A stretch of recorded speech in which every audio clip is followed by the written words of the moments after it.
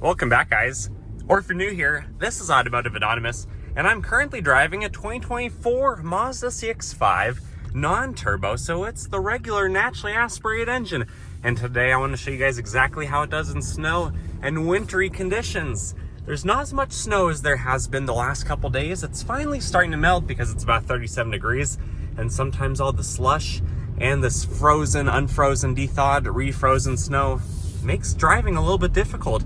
So I want to show you a variation in accelerations, braking, launching, and just how Mazda's iActive all-wheel drive system on these Geolandar all-season tires do, so that you guys can decide, is a Mazda CX-5 potentially the vehicle for you? I always recommend you test drive a lot of vehicles, but this one does pretty well. I've already taken out a Mazda CX-5 Turbo and a CX-30 Turbo, which are some of Mazda's most popular and most potent models. So if you like what you think you're about to see with all this winter weathery driving conditions, if you're wondering how it does and if we're very likely to get stuck, and what my recommendations are between this vehicle and the tires, please consider liking this video. Subscribe if you haven't already. Comment your thoughts below, and otherwise, let's get right into the fun. First of all, let me say that all-wheel drive systems are awesome, but having good tires is probably the biggest thing that you want to have. Winter snowflake mounted peak rated is preferred, but these Geolandars are doing pretty well. This Mazda only has about 8 inches of ground clearance, which is actually pretty common for the all-wheel drive variations. But some of these deeper ruts, we can hear scraping on the underbody. If I'm trying to make my own path, you can feel the weight of the CX-5 in the mid 3000s kind of getting pulled and pushed around, but that's not necessarily a Mazda problem. I was driving a few Silverados the other day, and if you check out those videos when they're posted, if they aren't already, those were a very bumpy experience as well. The tires really make a big difference, and Geolandars, in my experience, are in general a pretty darn good tire, especially from the factory. These ones have about 30 seconds of tread depth, so that's pretty good. I don't think they're shaved down compared to some of the other tires you sometimes get like on Toyotas. But these so far are doing really well. I can say though, I'm already noticing a difference between the turbo CX-5 and this non-turbo. I don't have quite the same low-end torque that I did in that. Mazda makes it difficult to turn off traction control without pulling a fuse. There's no longer a button on the left instrument panel to do that. And I can tell that it's pulling timing, it's pulling power more than the turbo models did. If you guys take a look at the wheel, if you haven't already, there's a lot of sideways action happening. But Mazda's iActive system is really good at managing inputs. It apparently reads up to 200 times a second based off of things like the wiper activity, the temperature outside, and previous inputs to decide what it thinks you might need. So I do feel like I'm getting thrown around quite a bit, and this actually was a bit more, like I said, than the turbo. Even the CX-30 with the same ground clearance and the turbo engine maybe did a little bit better than this, but if you check out those videos, they were on different tires. This is the first Geolandar Mazda I've driven today, so that could also be the difference too in how much grip I'm getting. But so far I haven't felt like I could get stuck at any point, and I'm having a lot of fun.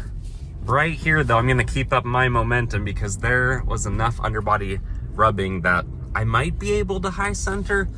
Of course, if you do, you can always shovel yourself out, work the system and see if you can reverse and momentum your way out, or you could just simply wait for the snow to melt. You have a lot of options when you're driving an all-wheel drive vehicle on a melting 37-degree day. But this system is very rear-wheel drive biased, and it really doesn't feel reactionary like a Toyota RAV4 does. This is doing really well to let you enjoy winter driving.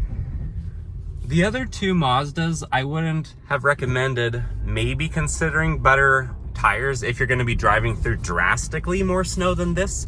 This current setup feels perfect. It feels, confidence inspiring enough in my opinion. But those other ones did feel a little bit better.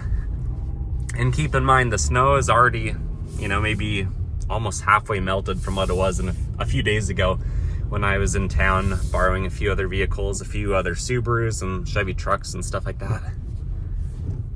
But overall,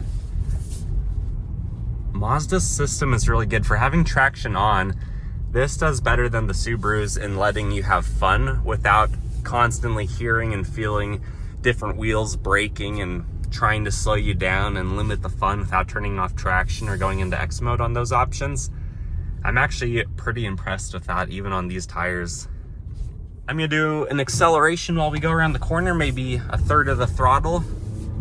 Like if you had to get out of the way of something. It does limit power a little bit. There is some wheel spin, and I'm not necessarily following the grooves of the road, so that also adds to the problem. But that's to show you guys what it's like. Let's go around one more corner here. Actually, this to the left looks like it has more snow. The rear easily gets kicked out, and hopefully you guys can catch that on camera. I'm basically all over the place when I decide to make my own path in the slush. But it's easy to guide the wheels, the steering wheel for the front wheels, in the direction that you actually want to go. It's easy to regain control as long as we don't high center ourselves. But you also don't have to high center yourself to get stuck. In actually a couple of the Silverados I drove the other day, I got myself stuck in two-wheel drive, and that wasn't even high centered. And one of those had Goodyear Wrangler tires, which are actually pretty good. Even the ZR2, like that one, in the same glacier blue color, that's basically exactly what I drove yesterday. And I was able to get myself stuck in two-wheel drive in conditions that were only one day less melted than this. So pretty interesting. The two-dimensional conditions of the snow and the slush you see on camera are never going to be as good as in person to really represent what I'm driving through, for why it does feel like if we were really uncareful, we could get stuck, even though we're not high centering. But just to show you guys, you know, it does basically come up to the underbody of the vehicle, about 8 inches in some points, even right here. And there were more gnarly spots I didn't want to drive through. But even setting my own tracks through all this slush, let's see if it's any problem to get out of here. Worst case scenario is you can always go backwards, try to build some momentum.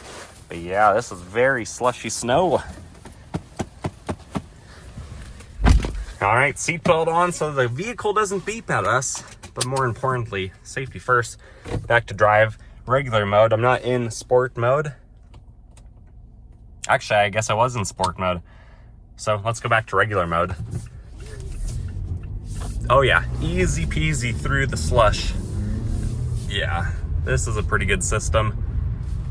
I'm gonna get up to speed, maybe 15 miles an hour, and then I'm gonna give it half throttle, and we'll see how that does for accelerating.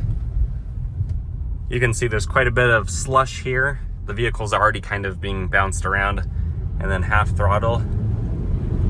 It's tracking pretty straight. You gotta be careful though, because it is so easy to lose control. Let's see how it does on this corner. Maybe trying to take it at about 20 miles an hour. And this time I'll even follow the grooves. We're kind of stuck in the wrong ruts, but the rear didn't slide out that time.